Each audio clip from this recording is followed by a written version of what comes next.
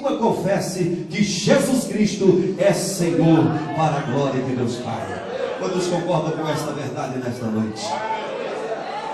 Eu quero falar sobre este nome que mudou a história da humanidade, este nome que dividiu o calendário da humanidade, ou dividiu a humanidade em duas partes, antes dele e depois dele. Não tem ninguém com esta característica tão forte, antes de Jesus e depois de Jesus. Eu quero falar nesta noite sobre este nome tão especial que mudou a vida de milhões de pessoas e que continua a mudar. Tem alguém nesta noite que teve já alguma mudança na vida por causa desse nome? Quantos aqui foram mudados com ele? Esse nome transforma. E eu quero falar sobre o tema baseado nesse texto que acabamos de ler: Jesus, a senha para a felicidade. O tema da minha mensagem é Jesus, a senha para a felicidade. Vamos dizer juntos o tema da mensagem? 3, 2, 1. Jesus, a senha para a felicidade. Queridos, a Bíblia está cheia de homens e mulheres que tiveram a sua participação no cânon sagrado e que tiveram algumas espécies de senha para alcançar a vitória. O que é senha? Senha é uma chave invisível que abre portas visíveis. Senha é uma chave invisível que abre portas visíveis.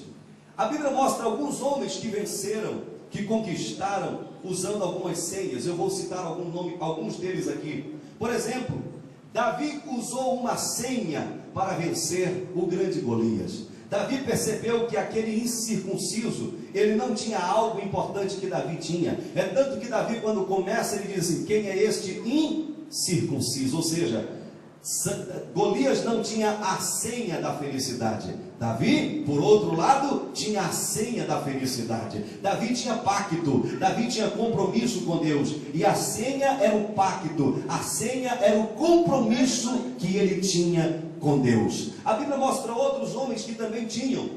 Por exemplo, Elias tinha uma senha para ver fogo descer do céu. Quando reuniu os profetas de Baal no Monte Carmelo, depois deles clamarem por Baal até meio-dia, e Baal não responder, então Elias usa uma senha para ver o fogo descer. O que Elias fez? Ele consertou o altar que estava quebrado. Quando Elias conserta o altar que estava quebrado, ele ora e Deus manda fogo do céu. A senha era o quê? Era consertar o altar. Quando o altar está consertado, Deus manda fogo do céu. Quando o altar está pronto, o milagre acontece. A Bíblia também diz que Josué convoca o povo e diz assim: diga ao povo, Josué, santificai-vos hoje. Olha a senha, santificai-vos que dia? Hoje, porque amanhã o Senhor fará o quê? Maravilha no meio de vós. Quantos acreditam que há milagre de Deus para nós nesta noite?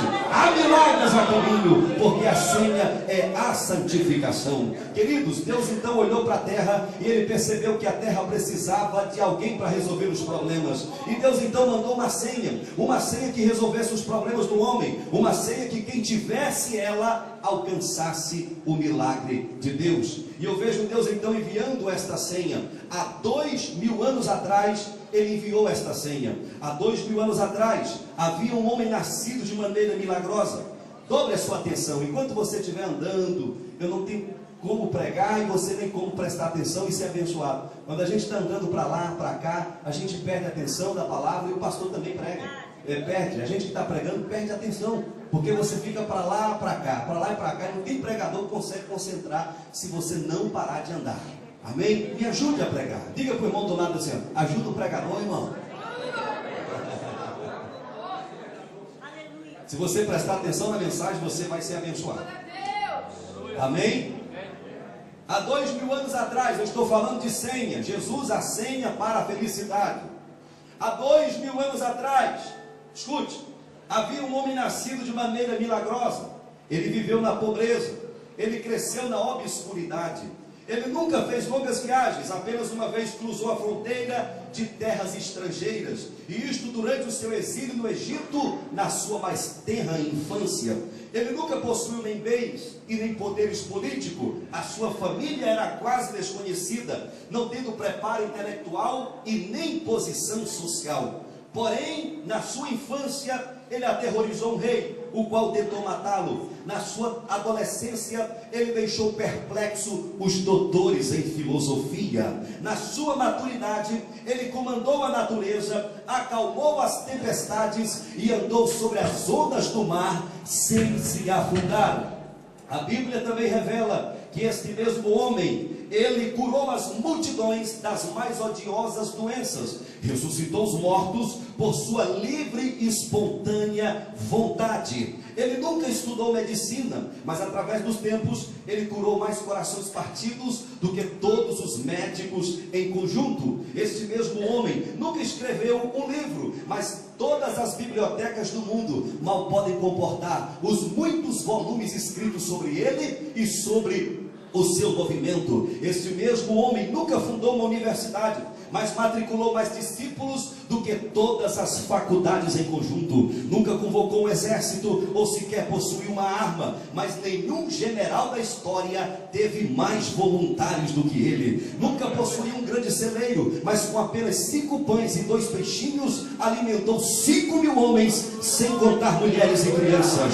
Ele nunca usou traje real ou sequer andou numa carruagem de um rei, mas nenhum general da história foi mais venerado do que ele. Os grandes líderes gregos e romanos entraram em cena e da mesma forma desapareceram. Cientistas, teólogos, homens de negócios e artistas, estes apareceram e da mesma forma desapareceram. Porém o nome deste homem se engrandece cada vez mais, apesar de ter passado 2000 anos de sua morte na cruz do Calvário, reservada para assassinos e desordeiros. Ele vive mais do que nunca. A cruz não conseguiu destruí-lo, o sepulcro não conseguiu retê-lo, nada pode pará-lo. Hoje ele está vivo para sempre, adorado nos céus, glorificado pelos anjos, glorificado por esta igreja, temido pelos demônios e exaltado por você que está aqui nesta noite. Quantos podem adorá-lo?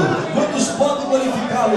Porque ele é o Cristo incomparável. Ele é o Jesus que muda a vida de pessoas que se achegam a ele. Você que já foi transformado, glorifica o nome dele, porque ele está aqui. Ele